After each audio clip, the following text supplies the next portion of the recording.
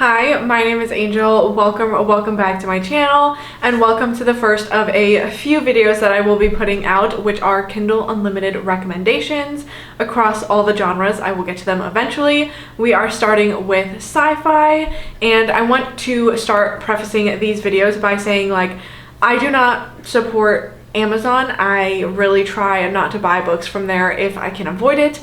Unfortunately, Kindle Unlimited is just like the best place to get access to hundreds of titles and access to indie authors for an affordable price. It's really hard to buy every single book that you would want to read, so Kindle Unlimited makes that a little bit easier. So unfortunately, I can't fully get away from Amazon, but I just wanted to preface by saying that. However, I do believe it is true that if you read enough pages during the month, you can actually cost Amazon money. So you pay a certain amount for your Kindle Unlimited subscription, and they pay each of the authors by the amount of pages that are read. So if you read enough pages during the month, you will actually be able to cancel that out to where Amazon has to pay the authors more than what you pay them for the subscription, if that makes sense.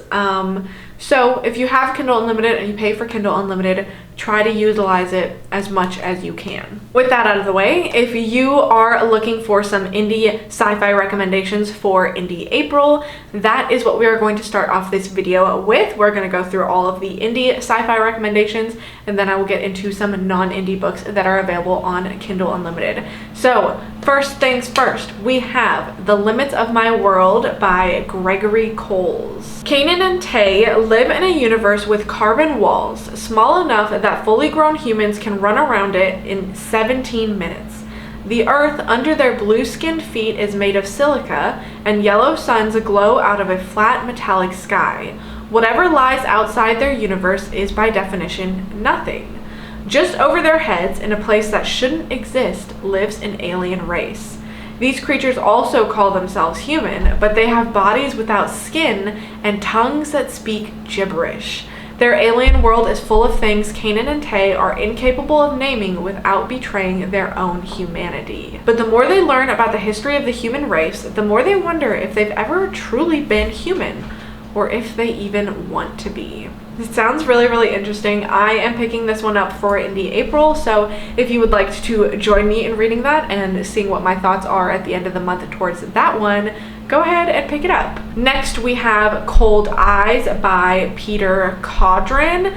This is an original First Contact novel written as a tribute to the 1974 science fiction classic The Mote in God's Eye by Larry Niven and Jerry Pournelle. I've never heard of that, but maybe some of you that are more versed in the sci-fi world have heard of that one. The UN warship Magellan is 12 light years from Earth, exploring a cold eye, a tidally locked super-Earth called B. At least 2 advanced intelligent species evolved on the planet, but the crew's attempts at radio communication result in garbled replies. No one is waiting for them in orbit. The crew has to figure out why. Any misunderstandings could lead to war. There's a warning at the end of the synopsis. It says, "Warning, the most absurd part of this story is true and accurately portrayed." So, whatever that means. I guess it's like a realistic science fiction. This author, Peter Codron, actually has a collection of First Contact novels that are on Amazon. It says there are 30 books in the collection. So if First Contact is the thing that you enjoy, it says the First Contact series is similar to Black Mirror or The Twilight Zone in that this collection is based on a common theme rather than common characters.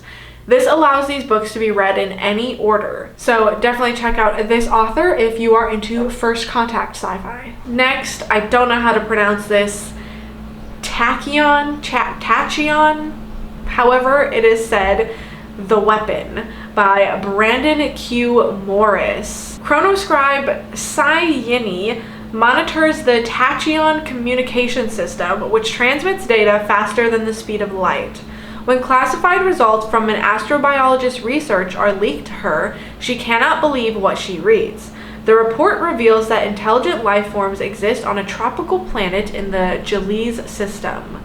Their civilization is still in its infancy, but revolves around an artifact of unknown origin that seems to influence their body chemistry. But there's more. The astrobiologist who uncovered this artifact has undergone a baffling evolution of his own, and he's now en route to Earth. Yinny suspects he carries a danger far greater than anyone could imagine. To stop him, she must make unimaginable decisions that could determine not only her fate, but the future of the universe. This is book 1 out of a 3-book series, and it does specify that it is hard sci-fi. Next up is The Echo by C.R. Wall. The James Webb Space Telescope has detected a strange optical signal coming from a globular cluster NGC 1851. When theoretical physicist Katrien de Vries and her colleagues at the University of Amsterdam analyzed its Shannon information contact, they realized it can mean only one thing: it's an alien message. As the physicists decode the mysterious transmission, they learn a shocking truth that will turn their lives upside down. A gravimetric solution, soliton, I can't read. Soliton wave launched eons ago from the edge of the universe is out there, and it's headed for Earth. You guys will have to bear with me. I'm kind of losing my voice because I filmed another recommendation. I filmed my horror one before this, and that took me like an hour. There were a lot of horror books. The next one we have is another hard sci-fi. This is Exemplar. This is book 1 of 2 in the autonomous sequence. On Earth, technology is forbidden. I didn't say who it's by. This is by Dr. Alistair Wells. On Earth, technology is forbidden. On the New Worlds, technology is everything. A wild ride into the future of humankind. After damaging climate change, humanity is divided, torn into the technophobic nature worshippers on Earth and the banished children of science on the New Worlds. Jairus awakes, drifting 300 light years from Earth, trapped, memoryless, and alone. That's giving Project Hail Mary. Who is he? Where does he come from? And what are these recurring nightmares that trouble his sleep? To find out, he must outwit an efficiency-obsessed AI and join the dangerous crew of the stealth ship Pangolin. That sounds kind of interesting. I would definitely be a technophobic nature worshiper that was left on Earth for sure. Would you be the technology outlaw, or would you be the nature worshiper? Let me know. I do love technology, but I love nature more. Next up is The Voided Man. This says it is book 1 of 9 by Anthony Dean. There are great deserts in space. Matter is not spread evenly. On average, it balances out in all directions, but some regions are not average. For every dense cluster of galaxies in one place, there is a tremendous void everywhere else. Oh, somewhere else. My bad. There are no galaxies within the voids, no stars, no planets, and no moons. Scientists have theorized that anyone at the center of such an empty space would only see darkness in every direction. Even the brightest objects, they say, would be too far distant to be visible to the naked eye. I got a chance to test that theory firsthand. I am the most distant exile in human history. My name is prisoner number 1. This is my story. That sounds really, really interesting. Wait a minute. I think I'm gonna have to pick that one up because that sounds fascinating and sort of terrifying maybe. Next we have a book called Jellyfish People. This is by Philip Traynor. According to Amazon, the reading age for this is 13 to 18 years, so do with that information what you will.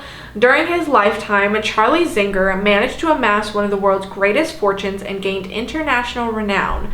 But now, as he approaches his 100th birthday, death is the only milestone that remains. As he withers in hospice, Charlie is offered a unique dose of a new biopharmaceutical drug that will revive his mortal coil to the vigor of youth.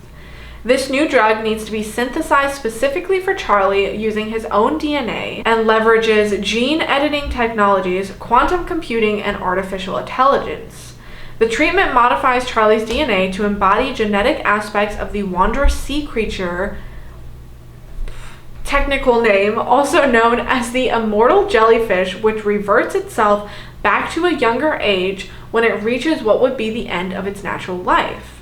The world now believes that the famous investor has died while Charlie convalesces in seclusion with the aid of the mysterious company Cian Labs, the creator of this technology. Will Charlie survive? Will the possibility of immortality unleash chaos on the world? Definitely an interesting concept.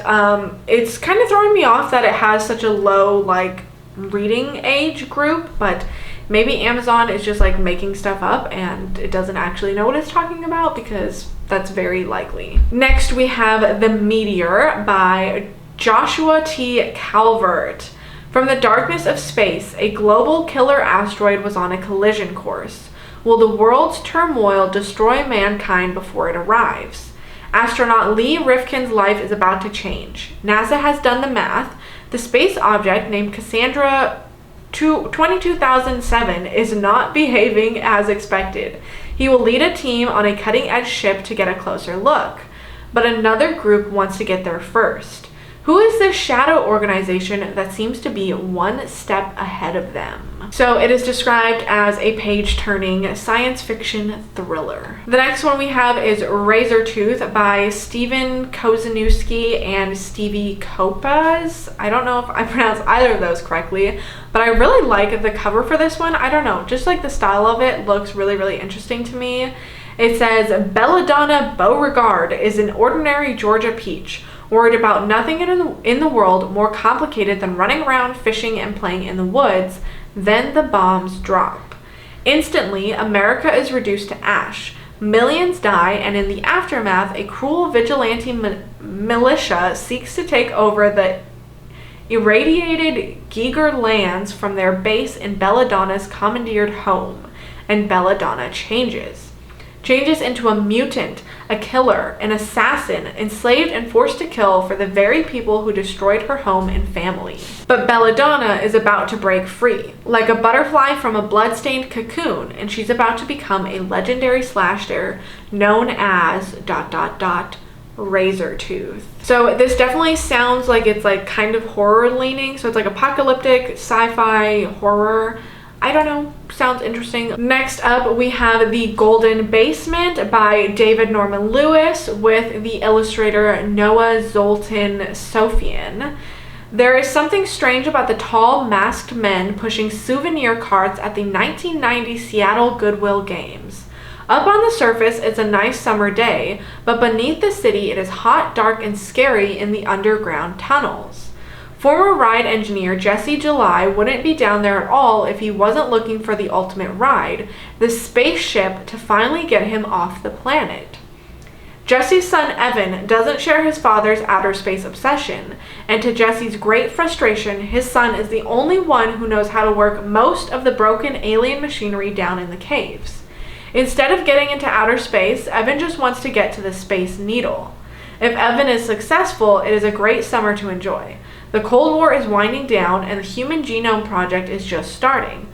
Plus, Seattle is hosting the Goodwill Games, the knockoff Olympics that the provincial city hopes will put it on the map. Unfortunately, both above and below ground, there are plenty of humans and non-humans who don't share the Goodwill Games' goal of world peace. I don't know, sounds kind of interesting. I don't know if I will be reading that one, but if you guys read it, let me know how it is. Next, we have another book that is by the same author of The Meteor, which we just talked about. This is The Object by Joshua T. Calvert.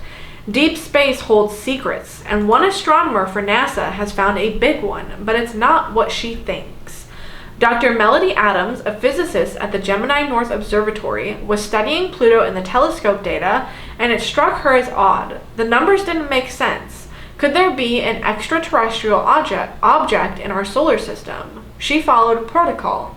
The scientific community didn't believe her, and before she knew what happened, her career was over. The day that changed Melody's life was like any other the previous 2 years.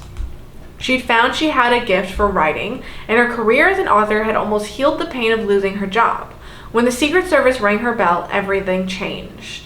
Something was nearing Saturn, and it was slowing down. Had she been right about the object? Next is a book called Carpathians by Paul A. Dixon. It says, this is a first contact story. Humans have reached the stars, but there is no evidence any other species survived its own sentience long enough to do the same.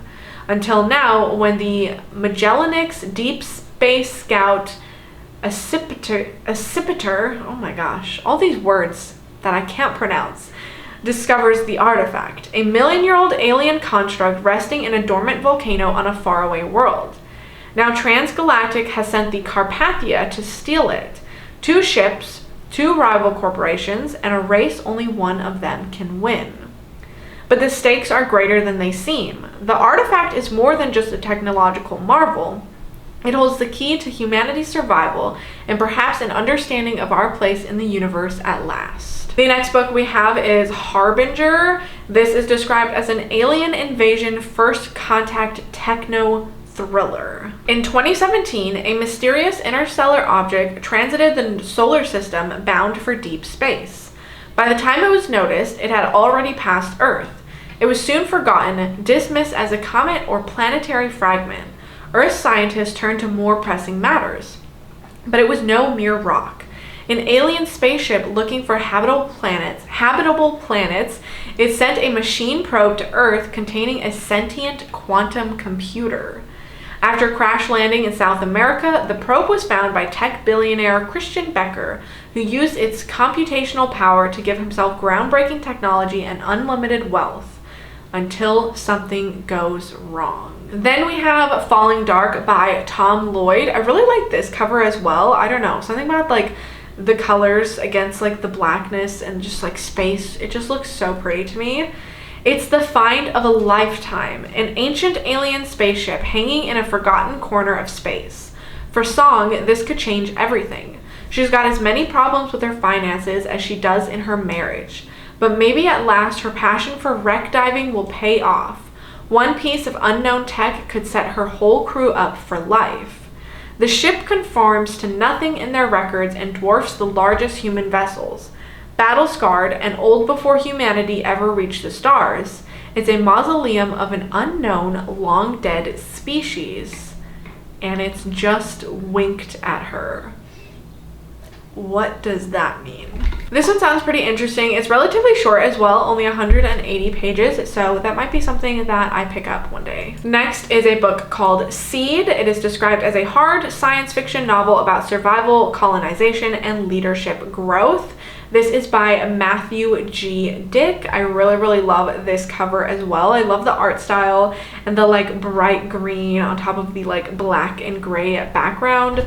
So gorgeous. What kind of person does it take to build a civilization from the ground up? In this fun, hard science fiction novel, astronaut Nick Burke will have to learn how to be a leader if he wants humanity to survive on a new planet, even if he is no longer a human himself. What does that mean?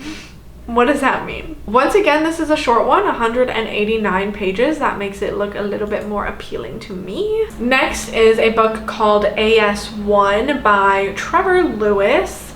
Gideon, a young and gifted electromagnetics engineer, finds himself stationed at Green Bank Observatory with the United States' most powerful radio telescope at its fingertips. Utilizing groundbreaking techniques, he stumbles upon an unexplainable radio signal emerging from just outside our solar system. Soon, he is thrust into a world of science and politics as humanity steps into the unknown. Trust morphs into fear as the dark shroud of the discovery is lifted, revealing the true intentions that will forever alter the course of the human race. Alright, now we are getting away from the indie recs. These are all non-indie sci-fi books that are available on Kindle Unlimited. I'm going to go through these a little bit more quickly because most of them are pretty well known. This first one is Old Man's War by John Scalzi. I don't know if that's how you pronounce it. There are 7 books in this series, and the first 2 are available on Kindle Unlimited. It says it is perfect for an entry-level sci-fi reader, and this is about a world in which once you turn 75, you have to join the army. Humanity finally made it into interstellar space. The bad news is that planets fit to live on are scarce, and aliens willing to fight for them are common. The universe, it turns out, is a hostile place. So we fight to defend Earth and to stake our own claim to planetary real estate. Far from Earth, the war has gone on for decades, brutal, bloody, and unyielding. So I've heard a lot of good things about this series. This is one that I definitely want to read. And then we also have another book by the same author called the Kaiju Preservation Society. This is a much more recent release, and this is a standalone. When COVID-19 sweeps through New York City, Jamie Gray is stuck as a dead-end driver for food delivery apps. That is until Jamie makes a delivery to an old acquaintance, Tom, who works at what he calls an animal rights organization. Tom's team needs a last-minute grunt to handle things on their next field visit. Jamie, eager to do anything, immediately signs on. What Tom doesn't tell Jamie is that the animals his team cares for are not here on Earth. Not our Earth, at least. In an alternate dimension, massive dinosaur-like creatures named kaiju roam a warm, human-free world. They're the universe's largest and most dangerous panda, and they're in trouble. So this one sounds really, really interesting, and it's only 268 pages, so that's not bad at all. And then we have Ender's Game by Orson Scott Card, which is another really, really popular one. There are 6 books in this series. Only the first one is available on Kindle Unlimited, but I still thought it was worth mentioning because it's a great way to pick it up and see how you feel about the series. I have read Ender's Game a long time ago. That's a series that my boyfriend really, really likes, so maybe I should reread Ender's Game. I don't know. You guys tell me. Next, we have a psalm for the Wild Built by Becky Chambers. This is book 1 of 2, and only this one, it looks like, is available on Kindle Unlimited. It's been centuries since the robots of Pangas gained self-awareness and laid down their tools. Centuries since they wandered en masse into the wilderness, never to be seen again. Centuries since they faded into myth and urban legend. One day, the life of a tea monk is upended by the arrival of a robot, there to honor the old promise of checking in. The robot cannot go back until the question of what do people need is answered. But the answer to that question depends on who you ask and how. They're going to need to ask it a lot. This one sounds really interesting and is very popular. I haven't read anything from Becky Chambers, but I would like to pick that one up. And this next one, The Long Way to a Small Angry Planet. This is book 1 of 4 in the Wayfarers series, and all 4 books, I think, are on Kindle Unlimited. This is following a motley crew on an exciting journey through space and one adventurous young explorer who discovers the meaning of family in the far reaches of the universe in this lighthearted debut space opera from a rising sci-fi star. So this one's been around for a while and is pretty well loved, so I would definitely love to pick that one up. Next we have Blind Sight by Peter Watts. This is book 1 of 2. Both of these books are available on Kindle Unlimited. 2 months since the stars fell. 2 months of silence while a world held its breath. Now some half-derelict space probe sparking fitfully past Neptune's orbit hears a whisper from the edge of the solar system, a faint signal sweeping the cosmos like a lighthouse beam. Whatever's out there isn't talking to us. It's talking to some distant star, perhaps, or perhaps to something closer, something en route. So if I'm remembering correctly, I think this one is sci-fi that leans a little bit into horror. This is on my TBR. Let me know if you've read it and if you liked it. Then we have The Mountain in the Sea by Ray Naylor. Humankind discovers intelligent life in an octopus species with its own language and culture and sets off a high-stakes global competition to dominate the future. Then we have Annie Bot by Sierra Greer, which is sort of like a literary sci-fi. This is described as a powerful, provocative novel about the relationship between a female robot and her human owner, exploring questions of intimacy, power, autonomy, and control. This one came out not too long ago, and I know a lot of people have been picking it up and enjoying it. The next book we have is The Actual Star by Monica Byrne. I don't know how you pronounce that. This is described as an unforgettable piece of speculative fiction about where humanity came from, where we are now, and where we're going, and how in every age, the same forces that drive us apart also bind us together. So this kind of sounds like maybe sci-fi fantasy. It is listed as transgender, and metaphysical and alternative history. So whatever that means. The next one we have is Lost in Time by A.G. Riddle. This is a standalone novel about a father and daughter trying to unravel an intricate murder mystery spread across time, with a jaw-dropping twist. Control the past, save the future. So this is like a time travel sci-fi. Sounds pretty interesting. Then we have Mickey 7 by Edward Ashton. This is book 1 of 2, and both books are available on Kindle Unlimited. This just recently got adapted to film, so if you are wanting to see the movie but you want to pick up the book first, good news, it is on Kindle Unlimited. Mickey Barnes is an expendable, a disposable employee on a human expedition sent to colonize the ice world, not gonna pronounce it, whenever there's a mission that's too dangerous, even suicidal, the crew turns to Mickey. After one iteration dies, a new body is regenerated with most of his memories intact. After 6 deaths, Mickey 7 understands the terms of his deal and why it was the only colonial position unfilled when he took it.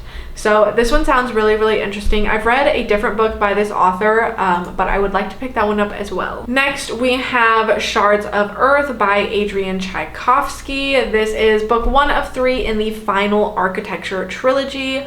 All 3 of these books are available on Kindle Unlimited. I guess maybe I shouldn't call it a trilogy because I don't know for sure. There might be other books coming out still in the series. But this is the author of Children of Time, which is a sci-fi book I really want to read.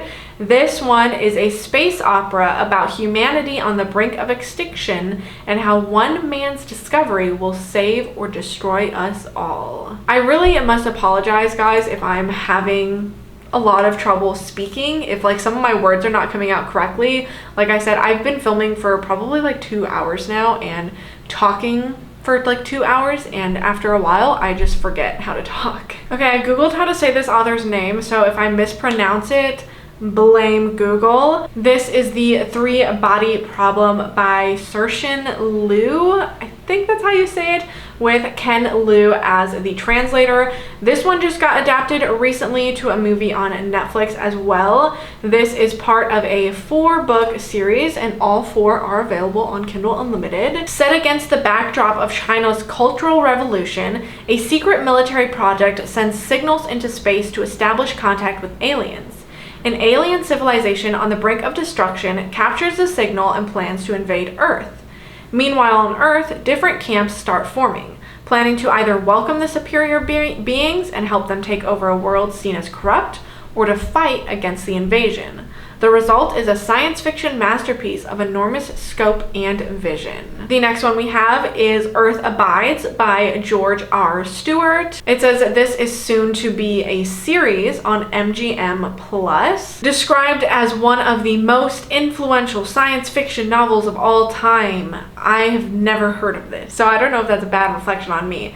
It says it is a mix of dystopian horror and a literary exploration of loneliness. It remains a fresh, provocative, and all too relevant story of apocalyptic pandemic, societal collapse, and rebirth. So this is an older title. It was first published in 1976, so I think this is like a new edition of it. Next, we have The Beauty of the End by Lauren Stinstra. I think that's how you say it.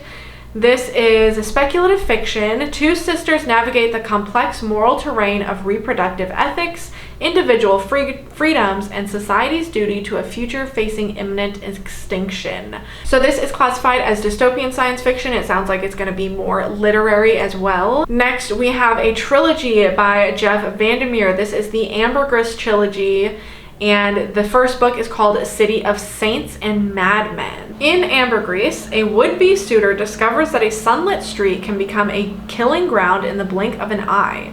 An artist receives an invitation to a beheading and finds himself enchanted, and a patient in a mental institution is convinced that he's made up a city called Ambergris, imagined its every last detail, and that he's really from a place called Chicago. I don't know. It sounds interesting. I still need to read Annihilation. Don't kill me for that one. But That one sounds pretty good as well. We have another series, the Murderbot Diaries by Martha Wells. There are 7 books in this series. The first one is called All Systems Red, and I do believe that all of them are available on Kindle Unlimited. So this kicks off the series. A murderous android discovers itself in All Systems Red, a tense science fiction adventure by Martha Wells that interrogates the roots of consciousness through artificial intelligence. And last but not least, I just want to go through a couple of Amazon short story collections. If you didn't know, Amazon has like countless collections of Amazon original short stories. So there were 3 that I had saved that are kind of like sci-fi leaning, or at least they appear to be. I'm sure there's plenty more. Feel free to explore for yourself.